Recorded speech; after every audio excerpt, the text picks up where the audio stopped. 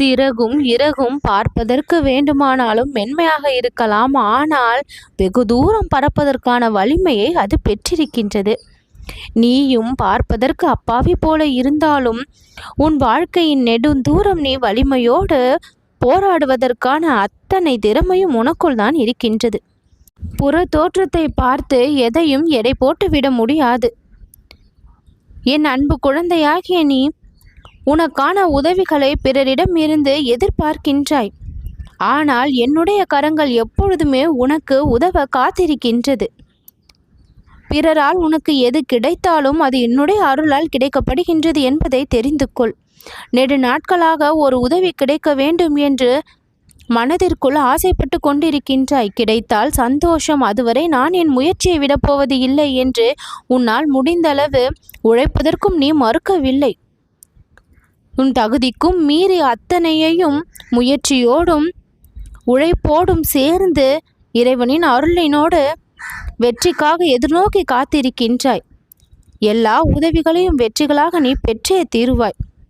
எடுத்த முயற்சியில் தோல்வி அடைந்தால் அடுத்த முயற்சியை காண வேண்டும் என்பதுதான் வீரனுக்கு அழகு. அதை விடுத்து தோல்வி அடைந்து விட்டோமே என்று அமர்வது கோழைத்தனம்.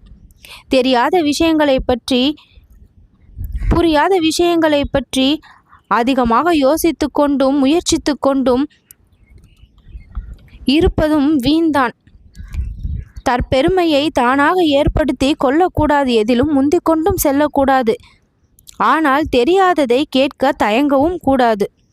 எல்லாவற்றையும் ஓரளவு அறிந்து கொண்டும் தெரிந்து கொண்டும் அதன் பின்னால் செல்வது என்பது புத்திசாலித்தனம்.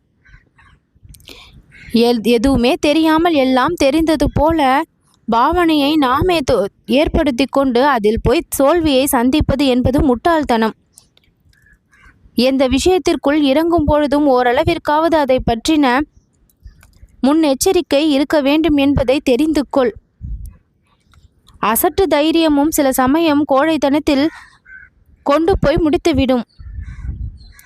எல்லா விஷயங்களையும் ஆராய்ந்து கற்றுக்கொள்ளக்கூடிய விருப்பத்தை நீ வளர்த்து கொள்ள வேண்டும்.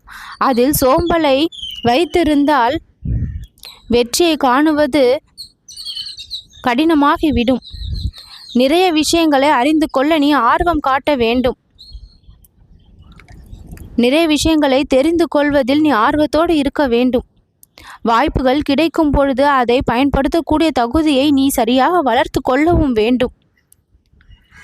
நம்பிக்கை இருக்க வேண்டும், ஆனால் அதே இடத்தில் அசட்டு தைரியமாக அது மாறிவிடக்கூடாது. தெளிவான சிந்தனையோடும் புத்தி கூர்மையோடும் நீ இருக்க வேண்டும் என்று நான் விரும்புகின்றேன். அத்தனையும் பயன்படுத்த வேண்டும். நீ அறிவை தீட்ட தீட்டதான் அது அதிகமாகும்.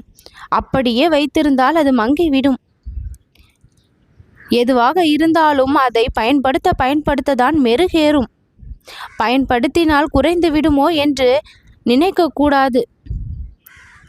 இறைக்கதான் கிணறானது சுரக்கும். இறைக்காமலே இருந்தால் சுரப்பதை நிறுத்திவிடும்.